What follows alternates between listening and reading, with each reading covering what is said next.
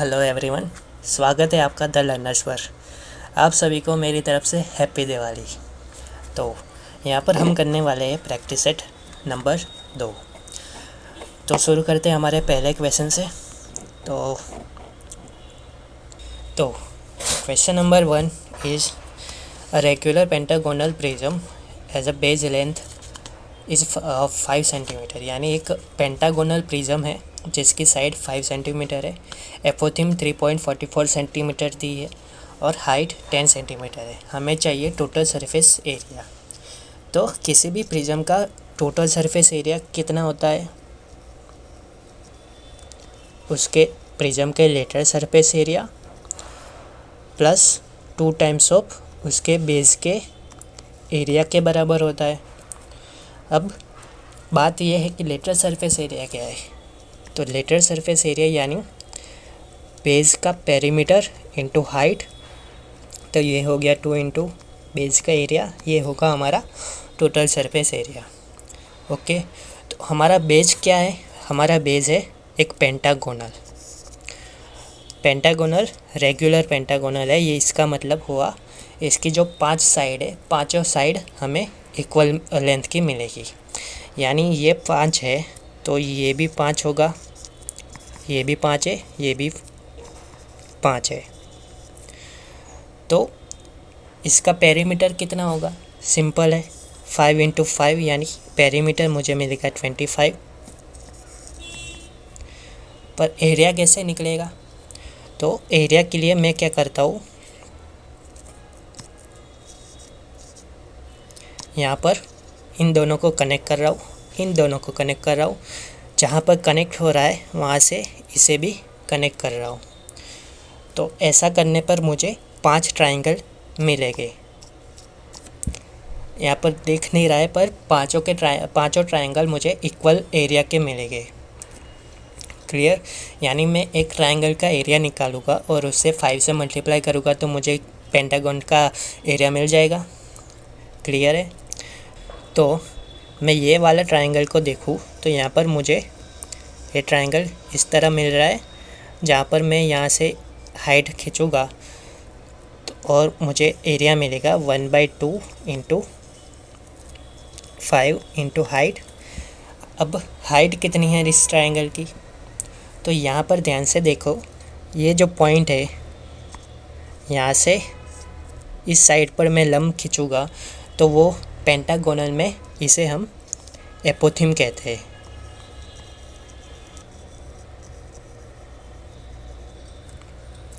Clear? यानी एपोथिम क्या है? इस ट्रायंगल की हाइट।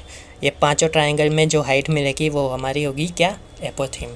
और एपोथिम हमें कितने दी है? 3.44। यानी यहाँ पर 3.44 रखेंगे। क्लियर?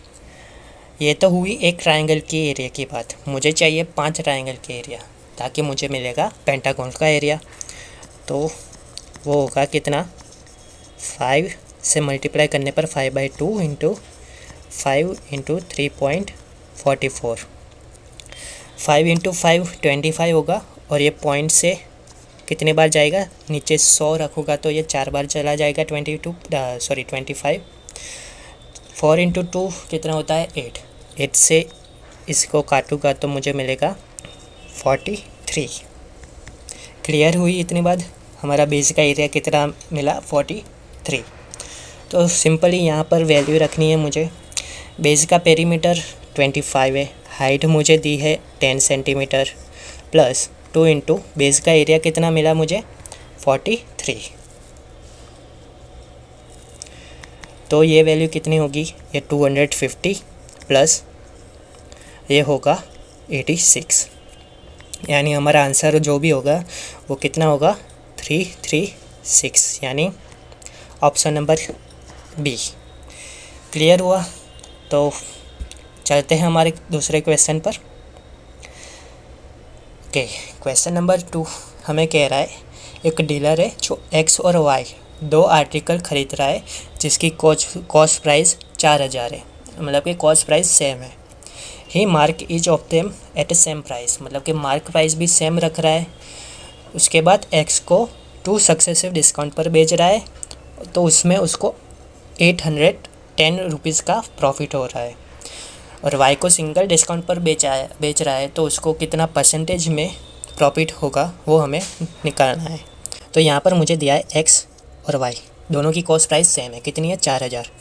दोनों की मार्क प्राइस भी सेम है, मैं कहता हूँ मार्क प्राइस दोनों की कितनी है एम।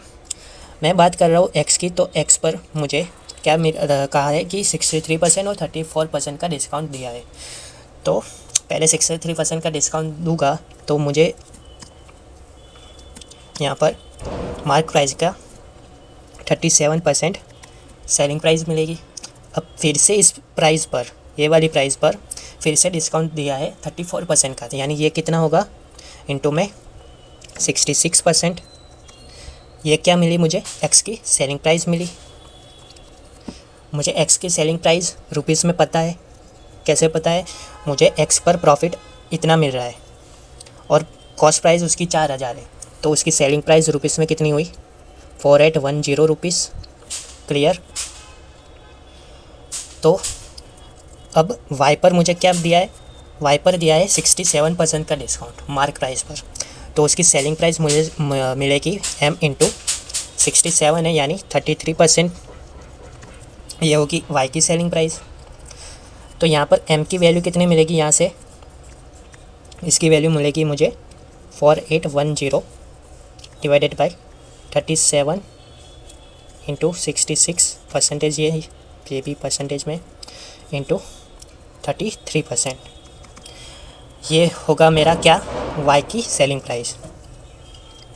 ठीक है, मुझे चाहिए प्रॉफिट वाई का, वो भी परसेंटेज में। तो मैं क्या कर रहा हूँ, कॉस्ट प्राइस और सेलिंग प्राइस का रेशियो ले लेता हूँ। वाई की कॉस्ट प्राइस कितनी है 4000 रुपीज़ और सेलिंग प्राइस यहाँ मिली मुझे ये वाली वैल्यू।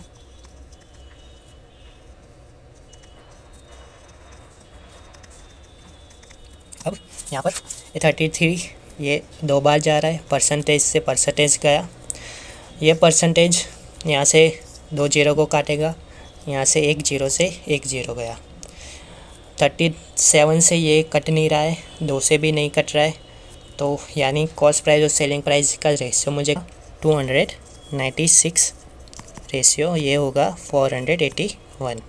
कितना प्रॉफिट हो रहा है 185 रुपीज़ का, यानी परसेंटेज में ये वैल्यू कितनी होगी 185/296 इंटू 100।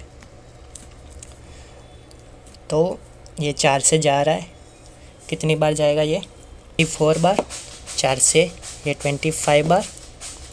क्लियर। 74 ये जा रहा है 2.5 बार, यानी बचा 2.5 इंटू 25, कितना होगा हमारा आंसर 62.5%। कौन सा ऑप्शन है, option number A. Clear. Okay, तो चलते हैं हमारे क्वेश्चन नंबर 3 पर। क्वेश्चन नंबर 3 हमें दिया है ए और बी अल्टरनेट डे पर काम कर रहे हैं। स्टार्ट ए कर रहा है, बी अकेले काम को 84 दिन में कंप्लीट कर रहा है, पूरा काम 29 2/5 दिन में कंप्लीट हो रहा है। तो हमें चाहिए ए कितना टाइम में 2 से 9/10 टाइम्स दी ओरिजिनल वर्क को कितने टाइम में कंप्लीट करेगा। मुझे टोटल टाइम दिया है 29 2/5। अब मैं इसको थोड़ा सिंपल वे में इस तरह लिख सकता हूँ। ठीक है, 28 को मैं 2 से डिवाइड करूँगा तो 14 मिलेगा, यानी ए भी 14 दिन में तक काम करेगा और बी भी 14 दिन तक काम करेगा। ठीक है, बचा ये एक दिन, यानी ये साइकिल पहले ए स्टार्ट कर रहा है फिर बी, इस तरह 28 दिन हो गए, तो ये एक दिन कौन काम करेगा, फिर से आएगा ए, और लास्ट का जो 2/5 दिन है वो करेगा बी। क्लियर। अब बोला है कि बी पूरे काम को 84 दिन में कर रहा है, बी की एफिशिएंसी होगी 1/84 के बराबर। यहाँ पर बी कितने टाइम तक काम कर रहा है 14 + 2/5, यानी ये होगा 72/5। इतने हावर्स, इतने दिन तक काम कर रहा है कितनी एफिशिएंसी से 1/84, यानी बी ने इतना पार्ट कंप्लीट किया है। ठीक है, ये कितना होगा, ये होगा हमारा 6/35 के बराबर। क्लियर। और ए कितने दिन तक काम कर रहा है, 15 डे तक काम कर रहा है। ओके, तो इन 50 दिन में ए ने कितना काम किया होगा, बी ने इतना काम किया है तो ए ने कितना काम किया होगा, रिमेनिंग काम, यानी 1 - 6/35 कितना होगा, 29/35, यानी ए ने 15 दिन में इतना काम किया है 29/35। तो पूरा काम करने में कितना टाइम, कितने दिन होगा, तो ये होगा 15 × 35/29।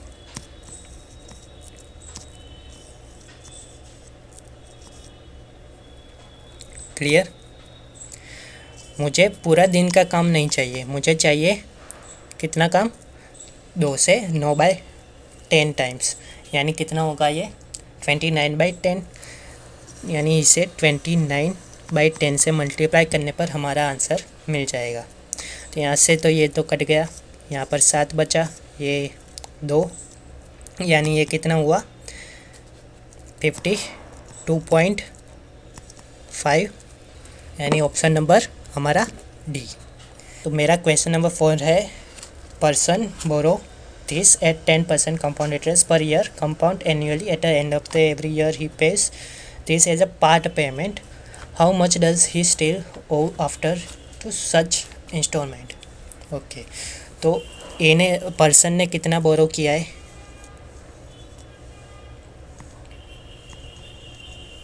इतना किया है। 1 साल बाद ये प्रिंसिपल कितना अमाउंट हो जाएगा, 10% के हिसाब से ये होगा 11/10, इतना हम अमाउंट होगा 1 साल बाद। पर 1 साल बाद वो पार्ट पेमेंट कितना कर दे रहा है, 5,800 रुपीज़ का। ठीक है, अब अगले साल ये वाला जो अमाउंट बचा उस पर भी कंपाउंड इंटरेस्ट लगेगा, कितना 11/10, और अगले साल भी वो कितने रुपए जमा कर रहा है, कितने रुपए पे कर रहा है। तो जो रिमेनिंग वैल्यू है वो हमें चाहिए। तो यहाँ पर कैसे करेंगे, यहाँ पर यूनिट डिजिट से हम कर सकते हैं या फिर डिजिटल सम से कर सकते हैं। मैं कर रहा हूँ डिजिटल सम से। तो यहाँ पर मुझे डिजिटल सम कितना मिल रहा है, ये 6 और 3 9, तो इसे तो 0 हो गया, बचा क्या 5 × 11 यानी 55, यानी कितना होगा 5 और 5 10, यानी डिजिटल सम 1, माइनस 5 + 8 13, 13 3 + 1 यानी 4, 11 का ये डिजिटल सम 2 है, और यहाँ पर फिर से 4 मिलेगा। 1 - 4 कितना होगा, -3, -3 × 2 माइनस में 6, -4, यानी माइनस का 1 डिजिटल सम, यानी 9 - 1 करूँगा तो मुझे मिलेगा 8। जिस ऑप्शन का डिजिटल सम 8 होगा वही हमारा आंसर होगा। तो ऑप्शन नंबर ए तो नहीं होगा, ऑप्शन नंबर बी 10 और 16, 7 5 12 और 5 17, 7 और 1 8, यानी ऑप्शन नंबर बी हमारा आंसर है। दूसरे ऑप्शन भी चेक कर लेते हैं, 10 और 6 16, 16 7 और 9 26 नहीं होगा, और ये भी नहीं होगा। क्लियर। तो आप यूनिट डिजिट से भी कर सकते थे और डिजिटल सम भी लगा सकते थे। ठीक है, क्लियर हुआ ये question. Now next question is, in how many different ways can the letter of word plastic be arrange such a way that vowels always come together. मुझे वोवल्स एक ही जगह चाहिए, यानी यहाँ पर कितने वोवल्स मिल रहे हैं मुझे, वोवल्स कितनी है, ए और आई 2 ही है। तो इन दोनों को मैं एक्स बॉक्स में कैद कर देता हूँ, यानी यहाँ पर तो बचे कितने लेटर, 1 2 3 4 5, ये 5 जगह पर कंसोनेंट आ सकती है। ठीक है, तो ये 5 जगह पर कंसोनेंट किस तरह से आएगी, 5 फैक्टोरियल वे में, और यहाँ पर ए और आई इस वाले बॉक्स में ये कितने वेव्स में आ सकती है, ये 2 फैक्टोरियल के वे में आ सकती है, यानी ए और आई और ए इस तरह। तो मल्टीप्लाई बाय 2 या फिर 2 फैक्टोरियल एक ही बात है। 5 फैक्टोरियल कितना होता है, सॉरी ये 5 कंसोनेंट है और ये एक बॉक्स मिलकर होगा ये 6 फैक्टोरियल। पूरा वर्ड्स हमें 6 फैक्टोरियल इंटू 2 फैक्टोरियल में मिलेगा। 6 फैक्टोरियल यानी 720 इंटू में 2 करूँगा तो मुझे मिलेगा 1440, यानी ऑप्शन नंबर ए क्लियर। चलते हैं नेक्स्ट क्वेश्चन पर। ये क्वेश्चन कह रहा है P and Q works together to tile a floor जिसका डायमेंशन है 16/12, each tile being 1 metre by 0.5 metre. P can tile at a rate of 50 per hour, Q 60 per hour. What is the time taken to complete if they work together? अच्छा, तो हमारे पास एक floor है जिसका dimension है 16/12। Tile हमें चाहिए जो कि 1 इंटू 0.5 के डायमेंशन की है। तो ऐसी कितने टाइल्स होगी, ये नंबर ऑफ टाइल्स मिलेगी मुझे 16 इंटू 12 अपॉन 1 इंटू 0.5।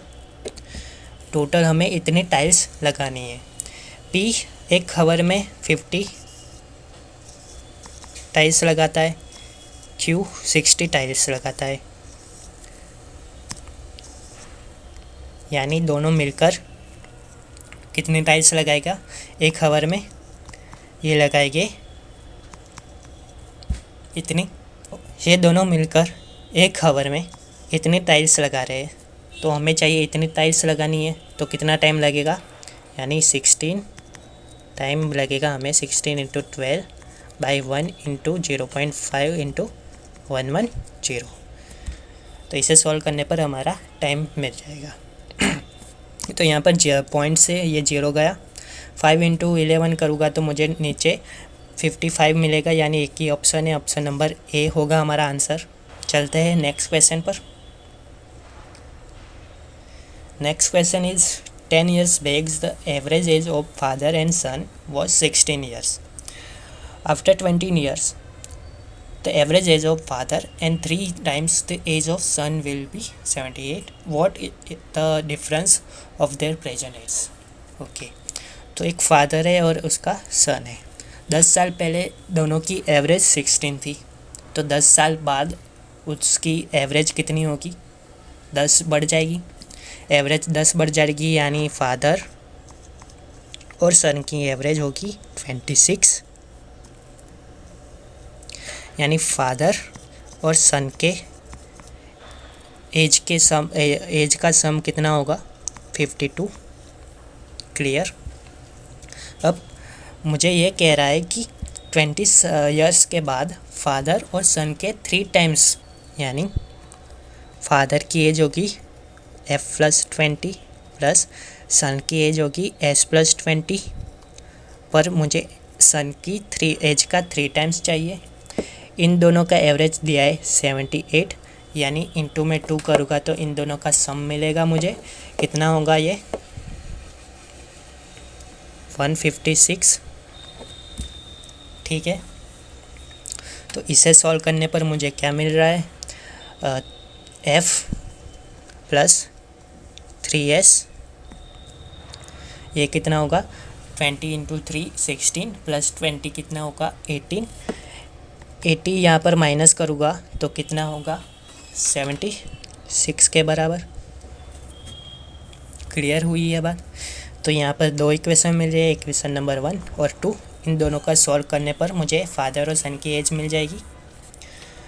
तो यहाँ पर मैं लिखता हूँ f plus s is equal to 52। Minus करने पर ये दोनों गया, मुझे मिलेगा 2s, यहाँ पर मिलेगा मुझे 24, यानी सन की जो एज है वो 12 साल है। फादर की एज कितनी होगी यहाँ पर 14 years, दोनों का डिफरेंस कितना होगा, एफ माइनस एस,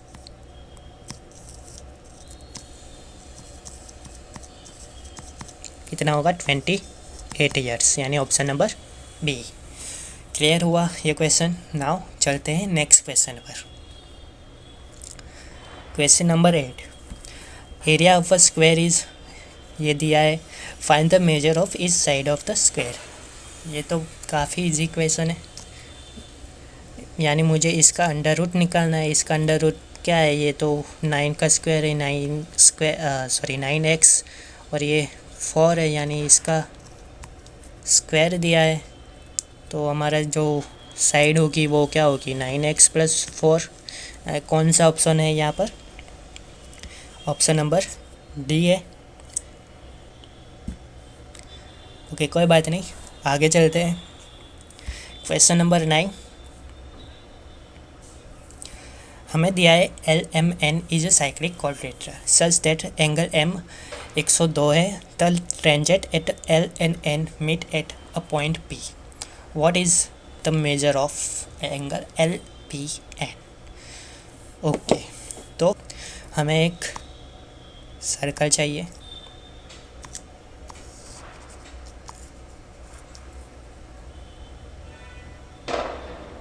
सर्कल के अंदर बनने वाला चतुर्भुज क्या होता है, चक्रीय चतुर्भुज। तो यहाँ पर बनाते हैं, M 102 है। ओके, तो 102 है, यानी ये मैं L को यहाँ बनाऊँगा और ये यहाँ पर M मिलेगा, तो ये 102 के 2 जितना होगा। ठीक है, ये L है, M है, ये होगा N। यहाँ पर कहीं मुझे मिल रहा है, क्या है, O। ठीक है, कहा गया है कि L और N की टेंजेंट P पर मिल रही है। तो L और N की टेंजेंट यहाँ पर मिलेगी, यहाँ पर मिलेगी, यहाँ, यानी कि इस साइड ही हमें P पॉइंट मिलेगा। यहाँ पर ये पॉइंट P है। एंगल LPN, ये वाला एंगल फाइंड करना है। ये अगर 102 है तो ये कितना होगा, यानी 90 प्लस थीटा, ये मान लेते हैं थीटा है, तो θ/2 = 102 है। तो थीटा की वैल्यू होगी कितनी, थीटा की वैल्यू होगी 204 - 180 करूँगा तो मुझे मिलेगा ये 24, यानी क्वेश्चन सॉल्व, ऑप्शन नंबर 3 हमारा आंसर है। ठीक है, ये वाला एंगल पूछा होता तो ये होगा 90 - θ/2 के बराबर। क्लियर है इतनी बात। और एक और बात, अगर ये एंगल और ये एंगल मुझे, ये अल्फ़ा है और ये बीटा है, तो अल्फ़ा प्लस बीटा कितना होगा, एंगल M के बराबर, यानी यहाँ पर 102 के बराबर। तो चलते हैं क्वेश्चन नंबर 10 पर। हमारा question number 10 is 100 quintals is what % of 10 metric tons. एक मेट्रिक टन की वैल्यू कितनी होती है, एक मेट्रिक टन की वैल्यू हमें मिलती है 10 क्विंटल्स के बराबर। ठीक है, ये पता है तो ये क्वेश्चन एकदम इजी है। मुझे चाहिए कितने, 10 मेट्रिक टन, यानी 10 मेट्रिक टन कितनी होगी वैल्यू, 100 क्विंटल्स। पूछा है 100 quintals what % of 10 metric tons, यानी 100 क्विंटल्स खुद का कितना परसेंटेज है, यही पूछ रहा है क्वेश्चन। कोई भी वैल्यू खुद का कितना परसेंटेज होती है, हमेशा 100% होती है, यानी ऑप्शन नंबर सी हमारा आंसर है। क्लियर ये बात। Now okay, question number 11, Ajay, Vijay, Sujay can paint a room in 6 hours, 3 hours, 2 hours respectively. Ajay first hour काम कर रहा है, फिर सेकंड आवर अजय और विजय काम कर रहे हैं। 2 hours के बाद तीनों मिलकर पूरे काम को कंप्लीट कर रहे हैं। तो what part of the total works is completed by Vijay alone.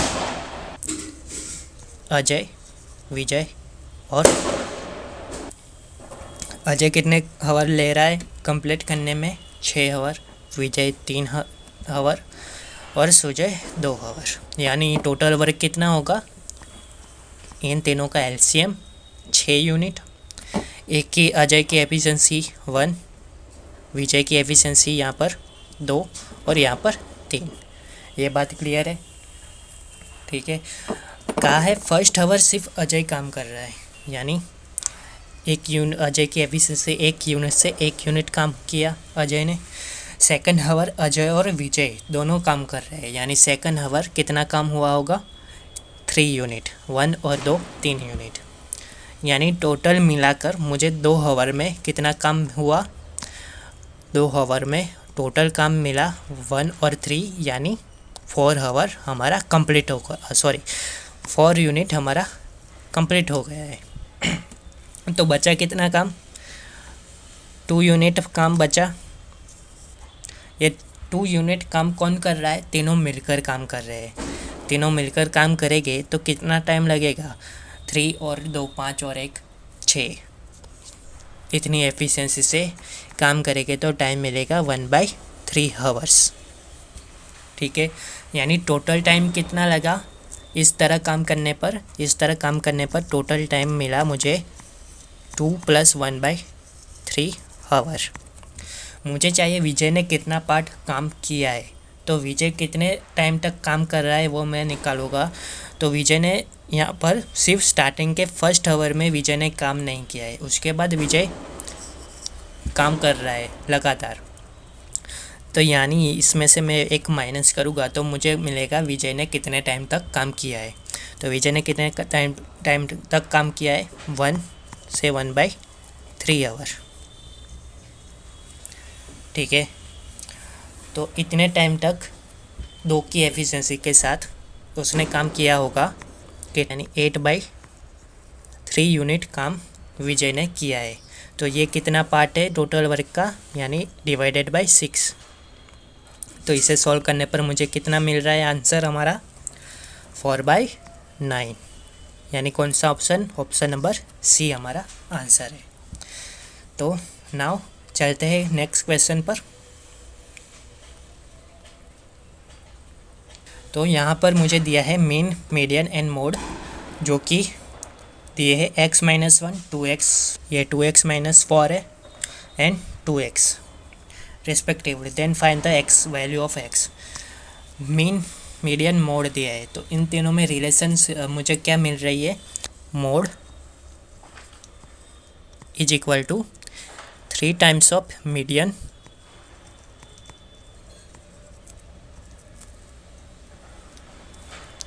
-2 times of mean, ठीक है।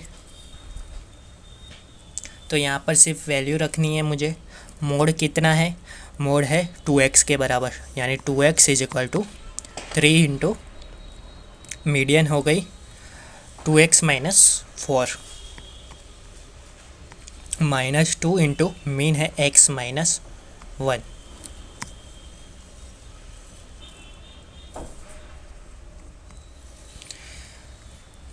नाउ यहाँ पर 3 से मल्टीप्लाई करूँगा तो ये कितना होगा 6x, और यहाँ पर 2x, 6x - 2x कितना मिला 4x, माइनस ये 3 इंटू 4 12, और ये माइनस माइनस प्लस, यानी माइनस में 12, ये होगा प्लस में 2, कितना होगा ये माइनस का 10, ये वैल्यू होगी माइनस में 10, ये 2x के बराबर मिला। यानी यहाँ पर मुझे मिल रहा है 2x इज इक्वल टू, ये यहाँ पर माइनस होगा, ये भी माइनस है तो माइनस माइनस कैंसिल, 2x की वैल्यू 10 है, यानी x की वैल्यू कितनी मिली 5। सिंपल, हमारा answer option number B. Clear. Now next question is question number 13। एक ट्राइंगल है ABC inscribe in a circle with the centre O। AB की लेंथ दी है 21, BC 20 है और AC 29 है। 21 20 21 29 क्या है ये है ट्रिपलेट, यानी कि ट्राइंगल जो भी है वो क्या है, राइट एंगल ट्राइंगल। तो राइट एंगल ट्राइंगल दिया है जो कि एक सर्कल के अंदर है, तो हमें क्या निकालना है, what is the length of the circum radius. Right angle triangle की सर्कम रेडियस कितनी होती है, h/2 के बराबर, यानी हाइपोटेनस का आधा, यानी 29 का आधा कितना होगा, option number 4। Clear. 14.5। Question number 14, यहाँ पर दिया है एक ट्राइंगल HJK जहाँ पर HJ और HK सेम है, यानी एक ट्राइंगल हमें चाहिए, एक ट्राइंगल, ये H है, ये J है और ये K है।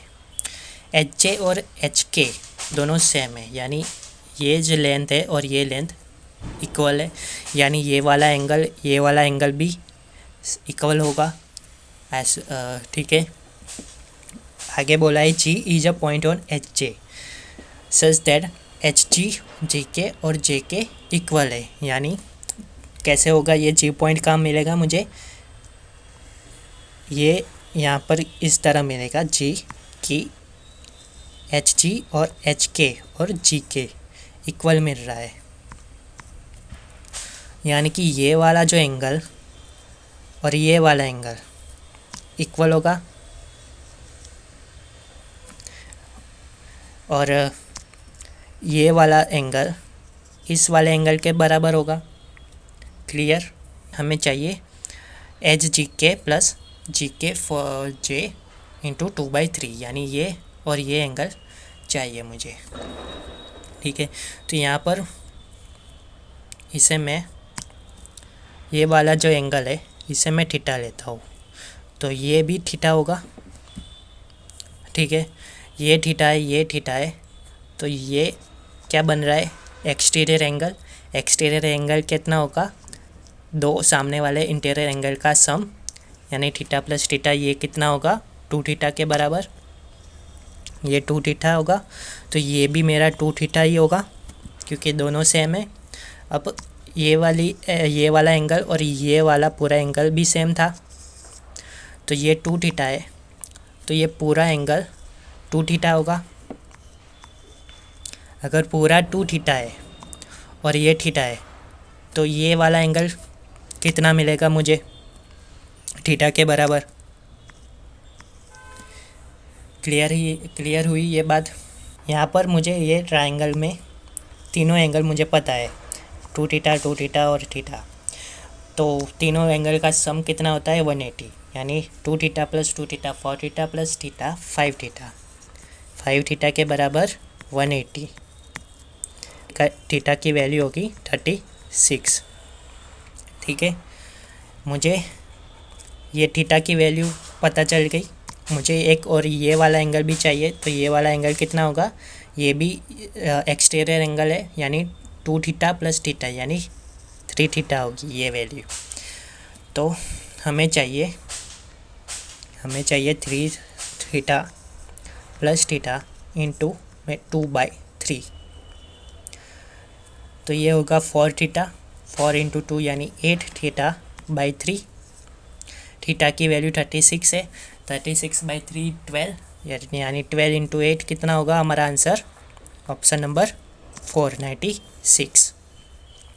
क्लियर हुआ ये क्वेश्चन, थोड़ा ध्यान से करने वाला क्वेश्चन है। ठीक है, चलते हैं नेक्स्ट क्वेश्चन पर। क्वेश्चन नंबर 15, हमें दिया है 5 consecutive prime number ABCDE ascending order में है, जिन ACE का प्रोडक्ट इतना है और BCD का प्रोडक्ट इतना है, यानी कि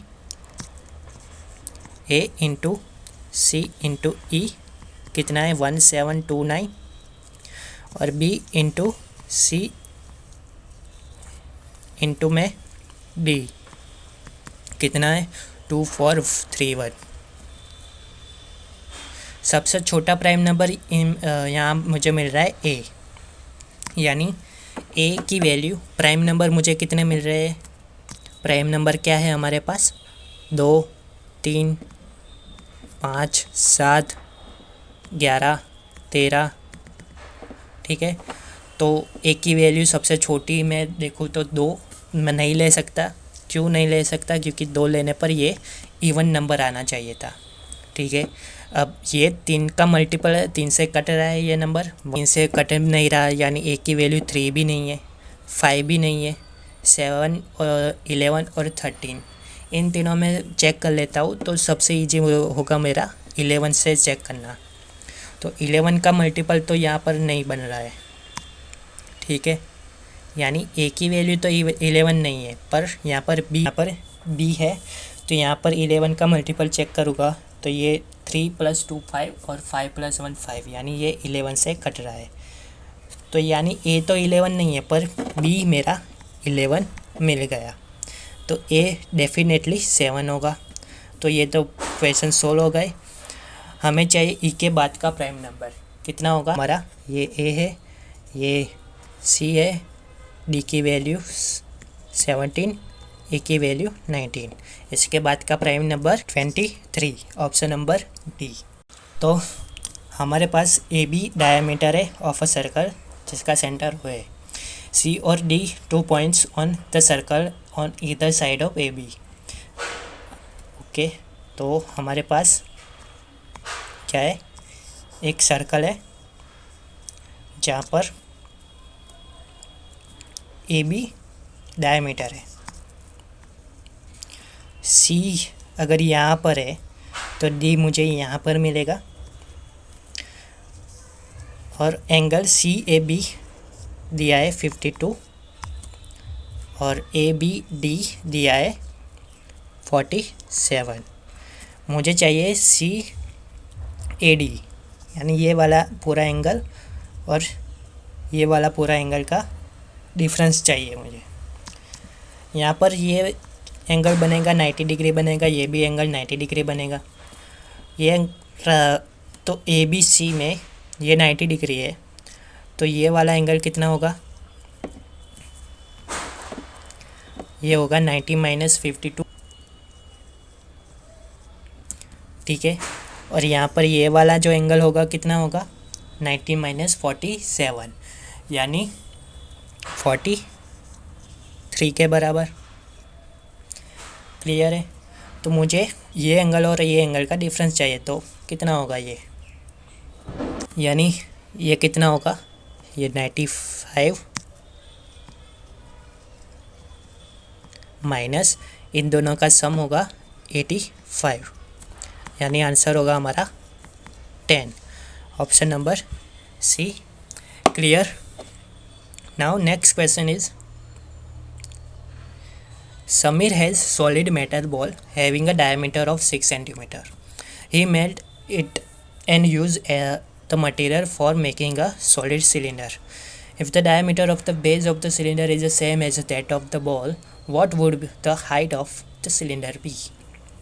तो हमें चाहिए हाइट सिलेंडर की, और कहा गया है कि डायमीटर जो है सिलेंडर का और स्फीयर का दोनों का सेम है। तो रेडियस कितनी होगी स्फीयर की, 3 सेंटीमीटर, तो यही सिलेंडर की भी रेडियस होगी। यहाँ पर मैं स्फीयर और सिलेंडर का वॉल्यूम सेम करूँगा, तो स्फीयर का वॉल्यूम कितना मिलेगा मुझे, 4/3 इंटू पाई आर स्क्वायर, यानी आर क्यूब, यानी 27 इज इक्वल टू होगा पाई आर स्क्वायर एच। आर कितना है सिलेंडर में, 3 सेंटीमीटर, यानी 9 इंटू एच, यहाँ से एच मिल गया, पाई गया पाई, ये 9 से 3 बार, एच की वैल्यू क्या हुई, 4।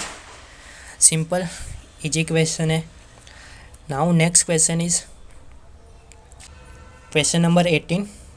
यहाँ पर कहा है A can beat B in a race of 800 metre by 72 metre और 12 seconds, find the speed of A. Okay, तो हमारे पास रेस है जो कि 800 मीटर की है। ए ने बी को कितने डिस्टेंस से हरा रहा है, 72 मीटर से। तो जब भी ऐसा मिले कि इतने डिस्टेंस से हरा रहा है, तो आप क्या करो, टाइम को सेम कर दो।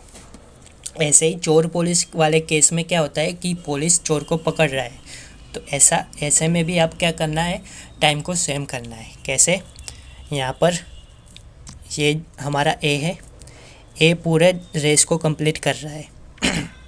मान लो 2 आवर में पूरे रेस को कंप्लीट कर रहा है, ठीक है। तो 2 आवर में ए 800 मीटर जा रहा है, पर बी कितने मीटर बाकी है बी को? 72 मीटर। यानी यहाँ पर कहीं बी 2 आवर तक यहीं पहुँचा है, यानी 2 आवर में ये इतना डिस्टेंस है, 2 आवर्स में ये बी कितना डिस्टेंस कवर कर रहा है?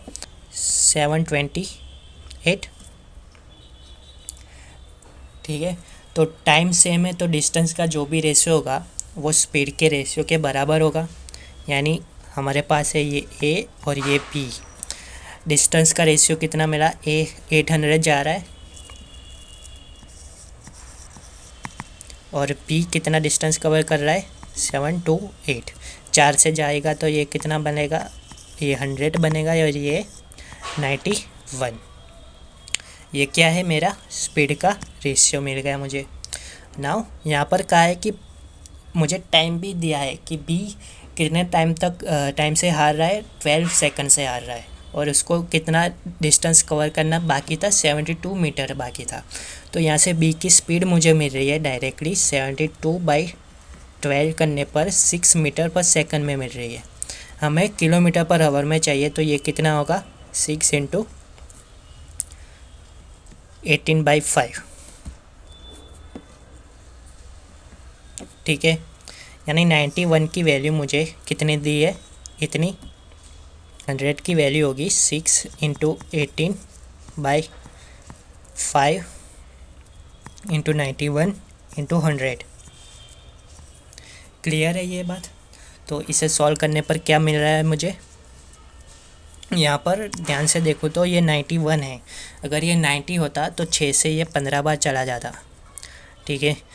अप्रोक्स में 5 × 5 25, यहाँ बचा 3, 25 से ये 4 बार। तो 18 × 4 कितना होता है? 72। 72/3 कितना होगा मेरा? 24 के बराबर।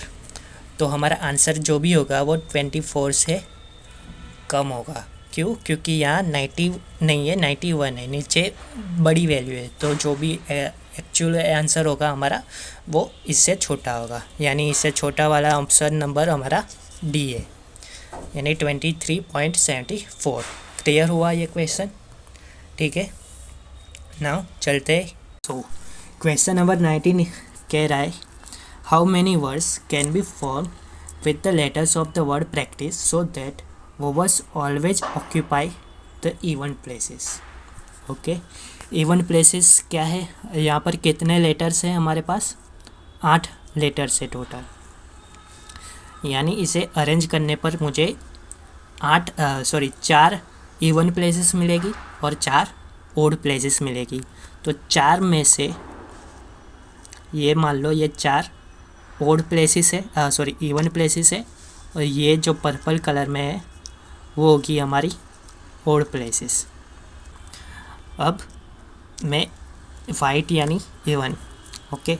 तो इवन प्लेसेस पर मुझे वोवल्स रखने हैं। वोवल्स है कितने मेरे पास? तो वोवल्स है मेरे पास ए, आई और ई, यानी 3 वोवल्स है, और कंसोनेंट है पी, आर, सी, टी, सी। ठीक है। 3 वोवल्स को रखने के लिए मुझे कितने प्लेसेस मिल रहे हैं? 4 प्लेसेस मिल रहे हैं। यानी कि 4p3 इतने वेज हो गए मेरे पास इवन प्लेसेस पर वोवल्स को रखने के लिए। तो ये कितना मिलेगा मुझे? 4 फैक्टोरियल अपॉन 4 - 3 फैक्टोरियल, यानी 1 फैक्टोरियल। ये कितना होगा? 4 फैक्टोरियल के बराबर, यानी ये होगा 24। ठीक है। नाउ कंसोनेंट की बात करते हैं तो यहाँ पर 1 2 3 4 जगह पर, और ये है कंसोनेंट मुझे 5 मिल रहे हैं। तो 4 ओड प्लेसेस पर कंसोनेंट आएगा और 1 कंसोनेंट इवन प्लेसेस पर आ जाएगा, जो कि 4 में से तो 3 में ही रखा है मैंने इवन वोवल्स को। तो एक प्लेसेस वो और 4 ओड, यानी कितने प्लेसेस हो गए? 5 प्लेसेस। 5 प्लेसेस पर 5 कंसोनेंट किस तरह आएंगे? 5 फैक्टोरियल बेस में मैं रख सकता हूँ। ठीक है। पर यहाँ पर ध्यान से देखूँ तो मुझे सी 2 बार रिपीट हो रहा है, तो जो भी लेटर रिपीट हो रहा हो, जितनी बार रिपीट होता है उसके उतने ही फैक्टोरियल से डिवाइड कर दो। यानी 2 बार रिपीट हो रहा है तो 2 फैक्टोरियल। अगर सी 3 बार रिपीट होता तो यहाँ पर 2 की बजाय 3 फैक्टोरियल होता। मान लो सी भी 2 बार रिपीट हो रहा है और आर भी 2 बार रिपीट हो रहा है, तो ये सी का 2 बार रिपीट होने का 2 फैक्टोरियल और आर का भी 2 बार रिपीट हो रहा है तो 2 फैक्टोरियल। इस तरह होता है। ठीक है, ये बात क्लियर है ना। यहाँ पर मुझे सॉल्व करने पर कितना मिलेगा, 5 फैक्टोरियल यानी ये होगा 120 और 2 फैक्टोरियल यानी 2, यानी ये हो गया 60। तो टोटल्स मुझे कितने वर्ड्स मिलेंगे मुझे, तो 24 इंटू 60 कितना होता है, ये हमारा ऑप्शन नंबर बी। क्लियर है क्वेश्चन।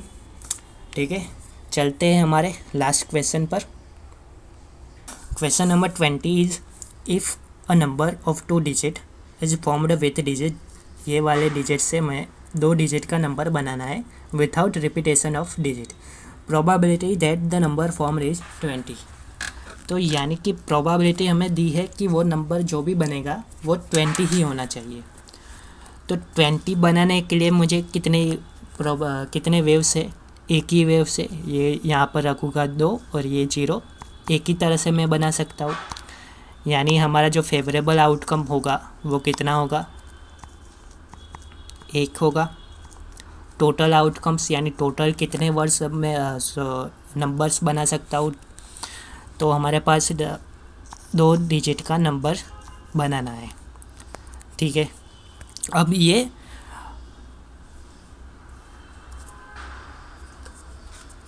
नाउ यहाँ पर ये हमारा 10 प्लेसेस है, ये यूनिट प्लेस है। 10 प्लेसेस पर मैं 0 तो नहीं रख सकता क्योंकि 0 रखने पर ये 2 डिजिट नहीं रहेगा, तो 0 के अलावा मैं कोई भी रख सकता हूँ, 1, 2, 5 और 8, यानी 4 वेव्स है मेरे पास। नाउ यहाँ पर यूनिट डिजिट पर जो यहाँ पर रखा है उसके अलावा यहाँ रख सकता हूँ, यानी 3 नंबर्स में रख सकता हूँ, और 0 जो कि पहले नहीं रखा था पर यहाँ पर रख सकता हूँ, यानी यहाँ भी मैं 4 वेव्स में डिजिट को रख सकता हूँ। यानी टोटल्स कितने वेव्स मिलेंगे मुझे, 16 वेव्स, यानी 16 नंबर्स मिलेंगे मुझे। तो टोटल नंबर्स कितने हैं, 16। तो हमारी प्रोबेबिलिटी कितनी हुई, 1/16, option number D. Easy question थे सारे। अगर वीडियो अच्छी लगी है तो लाइक ज़रूर करना और कमेंट में अपना स्कोर ज़रूर बताना। हालांकि काफ़ी इजी क्वेश्चन मैंने लिए थे, अगली बार थोड़े अच्छे क्वेश्चन रखूँगा। तो ठीक है।